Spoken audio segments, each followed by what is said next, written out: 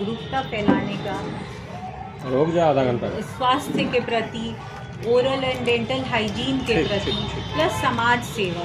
बस इतना ही उद्देश्य है। जो मेरे में हुनर है मैं उसका इस्तेमाल करूं अपने लोगों को। और दादाजी के जो प्रतिमा जो है, उनके जो व्यक्तित्व रहा है, उनके विचारधारा को शायद बढ़ाने के लिए भी आपने क्षेत्र में ऐसा अपना पहल शुरू किया है? जी बिल्कुल, उनके लिए दादाजी के जाने के बाद शुरू से मेरा मन रहा है, जब से मैं बड़ी हुई हूँ, कि उनके लेगेसी को आगे बढ़ाना है, उनके धरोहर को संभाल लूँ मैं और उनको आगे बढ़ाकर उनके धरोहर को मैं चलूँ। इससे बड़ी बात कुछ नहीं हो सकती। आगामी जो चुनाव है उसमें राजनीतिक में सक्रियता के संबंध में क्या करना चाहिए?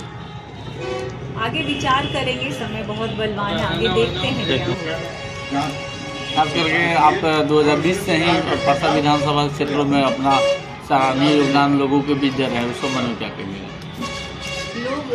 लोगों के बीच योगदान इसलिए मैं दे रही हूँ क्योंकि ये मेरा घर है। अब घर में ही मैं नहीं कुछ करूँगी तो और कहाँ करूँगी? घर है मेरा, ये लोग मेरे अपने हैं। आज से नहीं, काफ़ी जनरेशन से, पीढ़ियों से ये लोग मेरे हैं। यहाँ पे तो योगदान देना बनता है। जो भी हुनर है, जो भी थोड़ा बहुत हुनर है, मैं इस्तेमाल करना चाहती हूँ यहाँ पे।